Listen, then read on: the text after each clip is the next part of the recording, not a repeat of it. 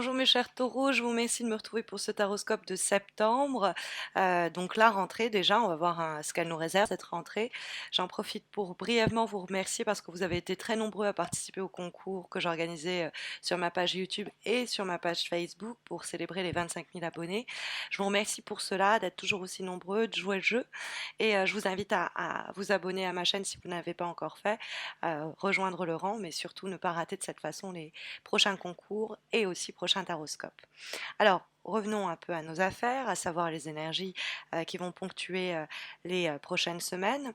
Alors, on a un vis-à-vis qui est assez efficace. On a 7 de bâton dans les aspects positifs qui dialogue avec le 7 de coupe.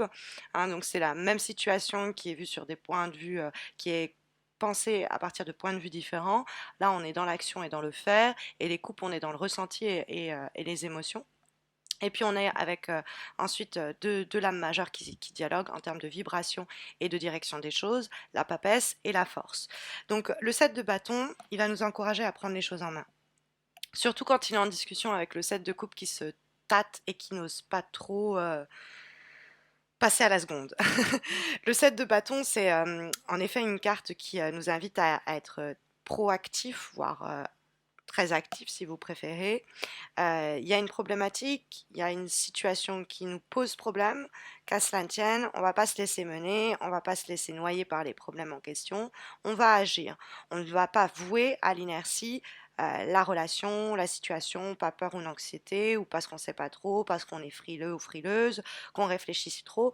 Au contraire, le 7 de bâton, c'est même dans le cadre de cette adversité et des aléas, des difficultés que l'on peut rencontrer, il y a une opportunité pour nous de surmonter tout cela à condition de savoir un petit peu diriger les choses.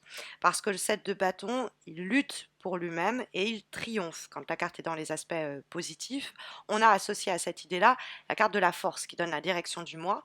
Et la carte de la force, c'est le triomphe de la volonté. C'est comment nos actions, en corrélation avec nos pensées, nous font avancer ou permettre à une situation d'avancer.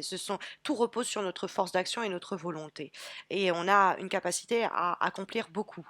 Hein. Quand on voit le 7 de bâton et la force, on vous sent, si vous êtes assez déterminé, vous pouvez vraiment en fin de septembre avoir eu le succès que vous attendiez parce que vous avez tapé aux bonnes portes, parce que vous avez bousculé les choses, que vous avez provoqué la situation. C'est en effet le 7 de bâton, il se démène un petit peu pour produire un changement positif évidemment, qui va quelquefois générer d'ailleurs plus d'autonomie, plus de liberté, plus d'indépendance, mais surtout donner une direction aux choses, hein, la direction que l'on veut. Pour ce faire, il faut faire entendre sa voix dans le cadre d'une relation qui est naissante et dire voilà, ok, c'est un peu dilettant, je reprends les choses en main, je voudrais qu'on fasse ceci ensemble, je voudrais qu'on fasse cela, que ce soit dans le cadre d'une collaboration ou quoi, même dans un cadre d'ailleurs compétitif, de rivalité éventuelle, on peut sortir son épingle du jeu. Le côté compétitif et rivalité, ça peut être plus sur le plan affectif, puisqu'on voit la carte du 7 de coupe, où on ne sait pas trop, c'est du lard, c'est du cochon, le devenir de cette relation, est-ce que la personne veut vraiment, qu'est-ce qu'elle veut, et avec la carte de la force, c'est à nous en fait d'enclencher les mouvements, d'enclencher des discussions. Il y a une intuition de toute façon avec la carte de la papesse, vous savez où peuvent aller les choses, vous savez où vous devez mener les choses. Il suffit tout simplement que ce que vous avez réfléchi et pensé, vous ayez la force de vos opinions et vous mettez les choses en action.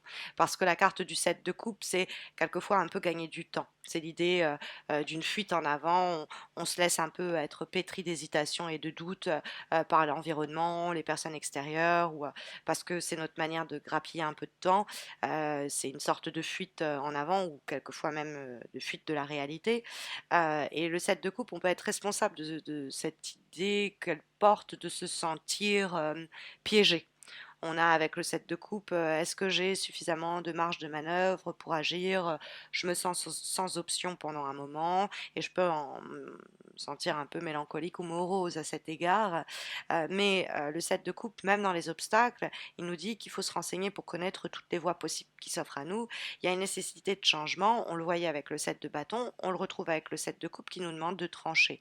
On ne sait pas exactement peut-être ce que l'on veut ou comment s'y prendre et on s'inquiète à cet égard, mais avec le 7 de coupe, il est surtout question de choix, de se diriger lentement vers des actions, des projets assez concrets, sortir faire tout ce qui est un peu illusoire, de mettre de côté et ne pas perdre son temps à certaines actions, certaines pensées au lieu de se recentrer et de réfléchir sur les solutions viables qui s'offrent à vous. Parce que le 7 de bâton, c'est ça, hein, il lutte, mais dans le concret, et pour matérialiser quelque chose, il va maintenir le contrôle. Dans un climat compétitif, il va rien lâcher. On pourrait être, dans le cadre d'une relation, on est avec quelqu'un qui nous semble être pas mal convoité par d'autres. Et le 7 de coupe, on pourrait se demander, bon, c'est viable, c'est pas viable cette histoire, qu'est-ce qu'il veut, qu'est-ce qu'elle veut, je sais pas trop sur quel pied danser, je marche un peu sur des œufs pendant une période. Mais le 7 de bâton, si vous-même, vous décidez de confronter la personne, d'affronter la situation et de dire, allez, je prends ça en main et je vais le faire avancer moi-même, vous allez arriver à le faire avancer. Que ce soit ce projet, que ce soit cette relation, que ce soit cette situation un peu floue à un moment, hein, parce que le 7 de coupe, il y a l'idée de- d'avoir une nécessité de se positionner et pendant une période, le choix à faire ne semble pas si simple ou ne semble pas si clair. Pourtant, on a cette carte de la papesse qui nous dit que intimement, vous le savez, intuitivement, vous le ressentez instinctivement, vous savez ce qui vous reste à faire, quoi. Hein, la carte du 7 de coupe, elle est là avec les fantasmes, c'est pas très clair, c'est l'illusion, c'est la confusion, c'est oh, je rêverais de ça, je fantasme là-dessus. Mais justement, il faut hop, mettre tout ça de côté et passer à l'action. Ça peut être aussi le set de coupe et le set de bâton qui se rencontrent en disant ce mois-ci, c'est pas le mois où on envisage, on sonde, on inspecte, voilà, on est dans les mois et pas dans le concret. C'est au contraire la période où il faut exercer des actions fortes et réaliser des initiatives pour transformer la situation ou la faire évoluer dans le sens qu'on veut la voir et faire évoluer.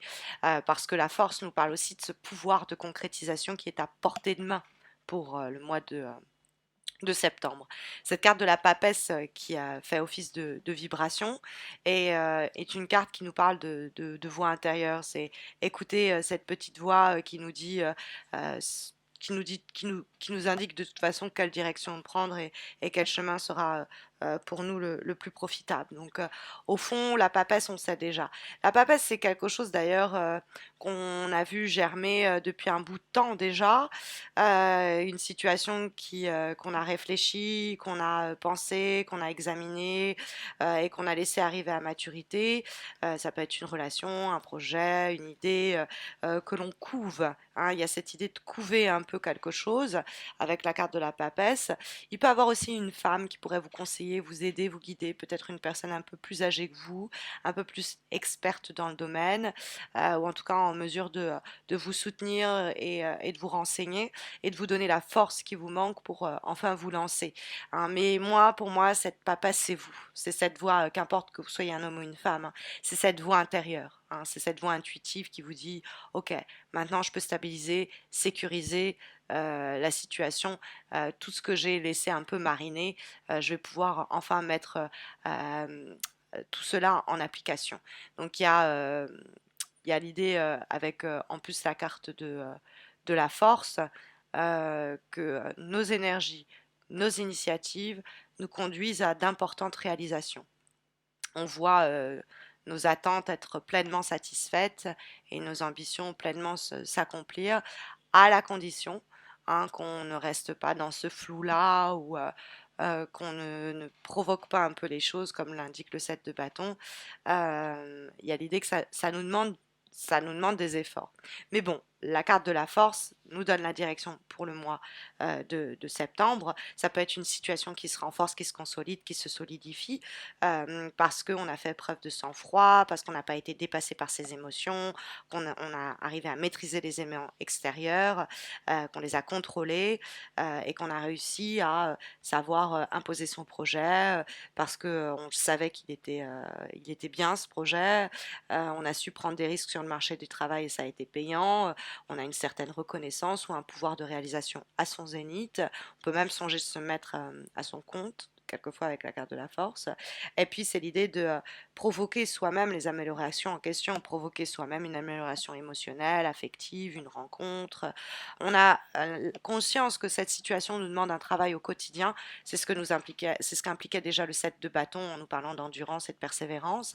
Et on va fournir ces efforts-là, en l'occurrence avec la carte de la force, pour triompher. Que ce soit de nos propres peurs, angoisses ou fantasmes qui pourraient nous garder un peu à l'arrêt, ou des obstacles éventuels que le monde et l'environnement pourraient nous mettre sur le chemin et qu'on va arriver à dévier, contourner, hein. En avant-dernière énergie pour ce mois de septembre, nous avons une carte issue du tarot Oshozen et nous avons la carte des compromis. Donc, la carte des compromis, en l'occurrence, c'est pas l'idée, oh, il faut se trouver un terrain d'entente, il faut arriver à mettre de l'eau dans son vin ou arrondir les angles et se retrouver à mi-chemin. C'est tout le contraire. La carte des compromis, c'est au contraire l'idée de ne pas faire de compromis avec le monde extérieur ou avec soi-même. Parce que des fois, la carte du compromis, c'est l'idée de faire les choses à moitié. On a envie d'eux, mais on ne se lance pas complètement, on s'arrête à mi-chemin, on fait demi-tour, ou on se dit, bon, bah, ça, je verrai un peu plus tard pour faire avancer un peu plus. Et c'est l'idée de se compromettre soi-même, c'est l'idée de compromettre sa vérité, ses propres valeurs, et sinon, tout simplement, de compromettre le projet, la situation qui est ici décrite par le tirage, parce que on n'ose pas vraiment, que on reste un petit peu d'ailleurs dans ce set de coupe en l'occurrence, et on n'y va pas à plein tube, quoi. Alors que la carte de la force nous dit, avec le set de bâton, d'y aller franchement.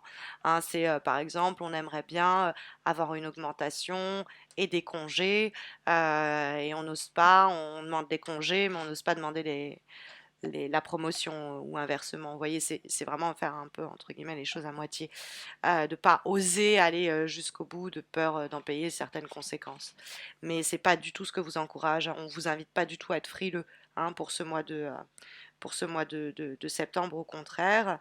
Et puis nous avons comme dernière énergie, qui va être cette fois-ci issue d'un oracle, celui du Tao, nous avons la carte de la réceptivité, hein, qui nous parle d'être précisément réceptif.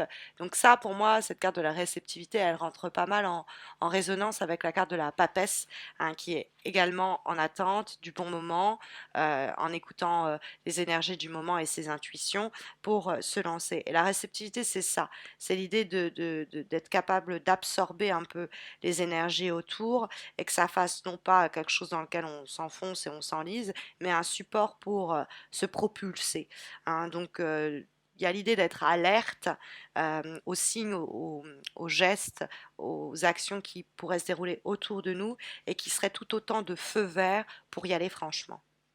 En tout cas, ce sont les énergies ici sondées par les cartes au sujet de l'évolution des prochaines semaines, de votre rentrée, en espérant, mes chers taureaux, que ça saura vous aiguiller. Mais vous le savez, si vous avez besoin d'un tirage personnalisé répondant à votre question du moment, il y a toujours mon concours mensuel qui s'organise sur ma page Facebook et qui vous permet de remporter un tirage un petit peu comme celui-ci, en croix, mais traitant de votre demande spécifique. Donc, vous avez le lien de ma page Facebook en descriptif, n'hésitez pas à m'y retrouver. N'hésitez pas non plus à vous abonner à ma chaîne YouTube pour ne pas rater les prochains concours et les taroscopes d'octobre. D'ici là, je vous souhaite une très bonne rentrée, de très belles semaines à venir. Je vous dis à très vite, j'espère. Prenez soin de vous.